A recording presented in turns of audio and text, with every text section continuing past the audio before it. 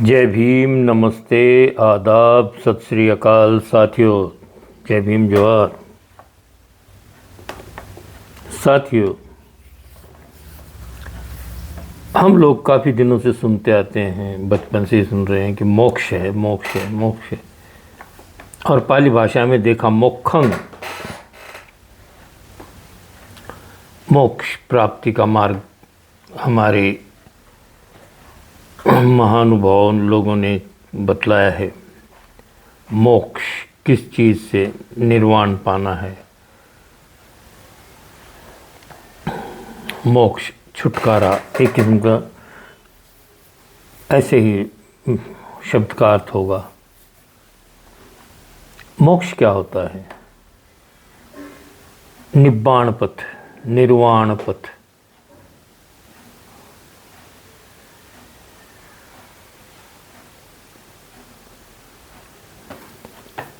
भगवान बुद्ध ने बारीकी से अभ्यास किया और कहा, ये जो लोग हैं आज भी अपनी गाथाओं में कहते हैं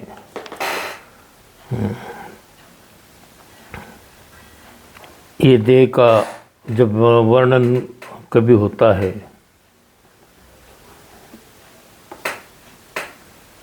पुफ्फंग फूल, पुफ्फंग मिलायति यथा इदंग में कायो तथा याति विनाश भावं। यह शरीर पाली भाषा में जाति का अर्थ होता है जन्म, जातक कथाएं। इसका मतलब होता है कि हम लोग जब जन्म पाते हैं तो उस जन्म मरण का जो है हर बार भगवान बुद्ध जन्म लेते रहे हैं, उन चीज़ों का संकलन, उन कथाओं को कथानक जोड़ जोड़ कर जो बातें अच्छी सीख के लिए बनाई गई कथाएं, जातक कथाएं आज बच्चों को पढ़ने के लिए भी नहीं मिलती, क्योंकि उससे अच्छी सीख मिलती है और अच्छे प्रबोधन के लिए पढ़ाई ज़रूरी होती है। तो देखते हैं कि मोक्ष क्या होता है, क्यों दुनिया मोक्ष प्राप्ति के पीछे दौड़ लगा रहे हैं, किस चीज़ की उन्हें आसक्तियों से मुक्ति पानी है। अब हर कोई इस दौड़ में लगा हुआ है। बहुत से कहते हैं आप मोह माया त्याग दो, और हम देखते हैं कि जो हमें बताने वाले हैं वो सर्व धन संपत्ति युक्त हो रहे हैं, वो धनवान बन रहे हैं, वो मोटे मोटे पेट वाले, वो औरों को कहते हैं तुम मोह माया का ध्यान छोड़ दो, और खुद उस आसक्तियों से मुंह नहीं मोड़ पाते। तो फिर वो गुरु किसी का मोक्ष कैसे कर सकते हैं, मोक्ष का मार्ग कैसे बतला सकते हैं?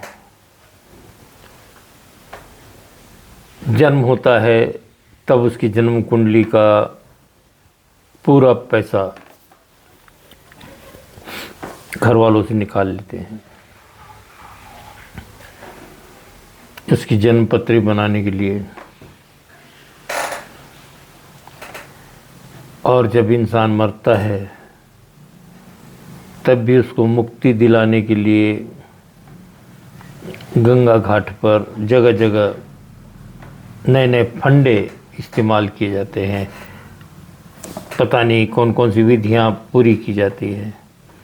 और जिसके घर में किसी की मृत्यु होती है उसके सारे कपड़े तक वहाँ उतार दिए जाते हैं, केश उतार दिए जाते हैं बच्चों के। ये कोई योग्य मार्ग नहीं है। मोक्ष प्राप्ति का और कोई रास्ता है क्या? इसके लिए रिसर्च होनी चाहिए, और कोई रास्ते होने चाहिए। तो निर्वाण पथ क्या है ये देखना चाहिए। आसक्तियाँ न हो मन में, वो निर्वाण पथ है। मोह, आसक्ति, किसी चीज़ के लिए ज़्यादा इच्छा शक्ति होना, अतृप्तता जो होती है इंसान के अंदर में, ये एक किस्म का विशुद्ध है।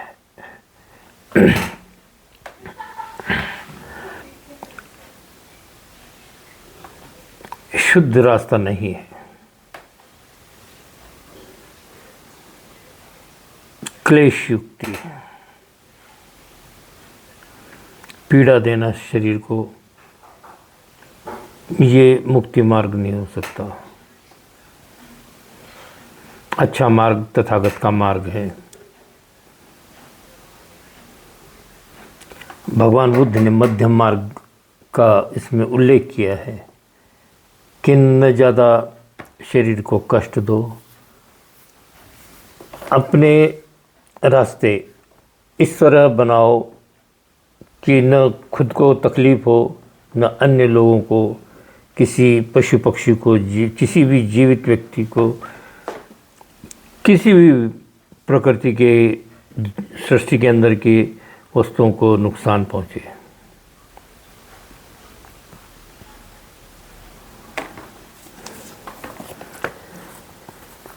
एक विद्वान जी बोले, आज ही नहीं, हमें सदियों से ठगा गया है।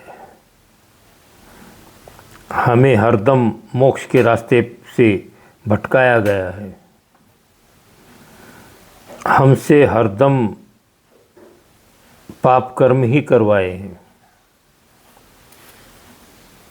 ये मतलब जो लोग, ये व्यथा है किसी ने व्यक्त की हुई कि हमें लोग किस तरह से गलत डाइवर्ट करते हैं, किसी अन्य चीज़ों पर भटका देते हैं, अपना ध्यान जो केंद्रित करवाते हैं, दूसरों की तरफ इशारा करके कहते हैं कि इन्होंने तुम्हारा नुकसान किया है।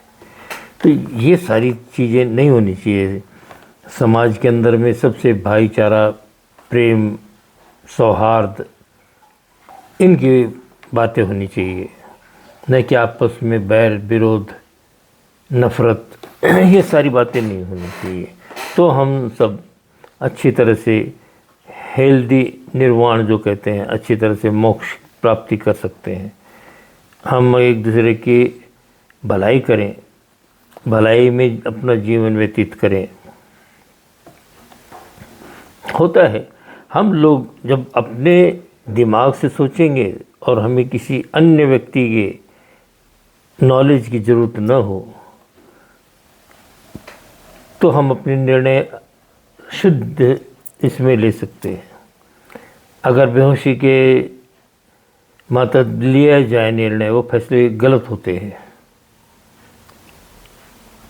सचेत जागृत बुद्धि से हमें फैसले करने चाहिए।